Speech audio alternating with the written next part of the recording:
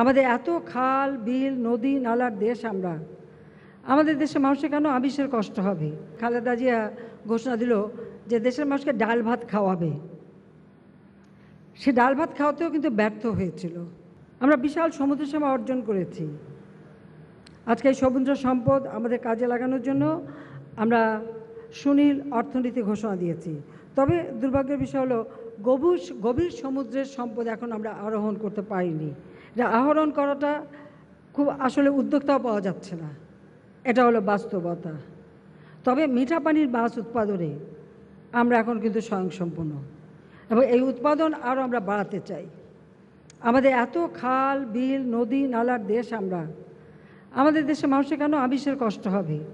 আর বর্তমান যুগে শুধু আমাদের না, বিশ্বব্যাপী এটা বলে যে মাংসের থেকে মাছ সবজি সেগুলি হচ্ছে সবথেকে অধিক পুষ্টিকর এবং নিরাপদ পুষ্টি দেয়।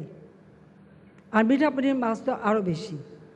কাজে সেক্ষেত্রে অনেক হারিয়ে যাওয়া দেশি মাছ গবেষকরা গবেষণা করে করে সেগুলি কিন্তু আজকে উৎপাদন করছেন।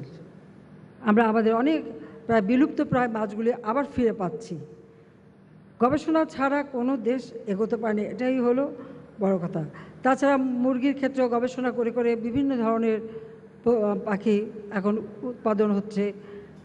শুধু ডিমই না, মাংস মানুষ এখন খেতে পারছে।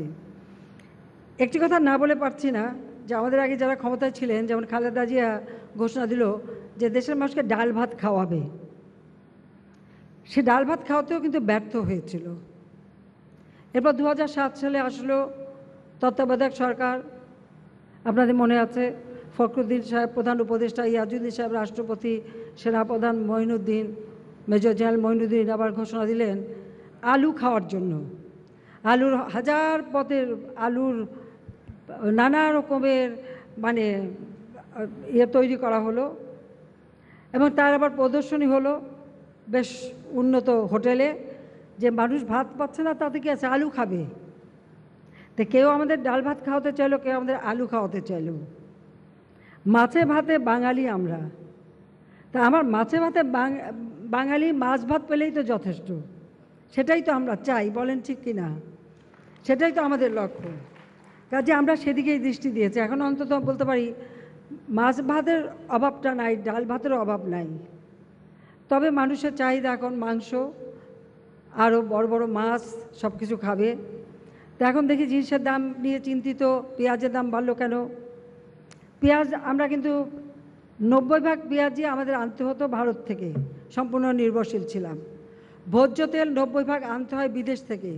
কেন আনতে হবে? আবার নিজের দেশে তো আমরা উৎপাদন বাড়াতে পারি। তবে এবার সুখবর হলো যে আমরা প্রচুর আমাদের গবেষণার মধ্য দিয়ে এই যে শস্যের উন্নত জাত নিয়ে আসা হয়েছে। আজকে আমাদের শস্য উৎপাদন ভালো হচ্ছে, সর্ষের তেল হচ্ছে যেটা হার্টের জন্য সবথেকে নিরাপদ। সেই সাথে সাথে আমাদের রাইস ব্র্যান্ড, চালের কুড়া থেকে যে তুষ থেকে যে তেলটা হয় সেটা হচ্ছে, বা অন্যান্য তিলের তেল বা বিভিন্ন ধরনের আমরা কিন্তু বহুমুখী করতে পারি, করার সেই সুযোগ আরও আছে, আমরা এখন করেও যাচ্ছি। আর পেঁয়াজ নিয়ে যখন এত ঝামেলা, আমি বললাম পেঁয়াজ আমরা উৎপাদন করতে পারবো না কেন?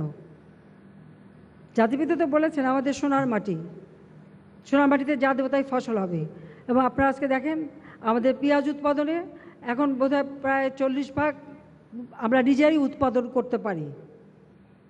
কাজে এবং এটার উপর গবেষণাও চলছে।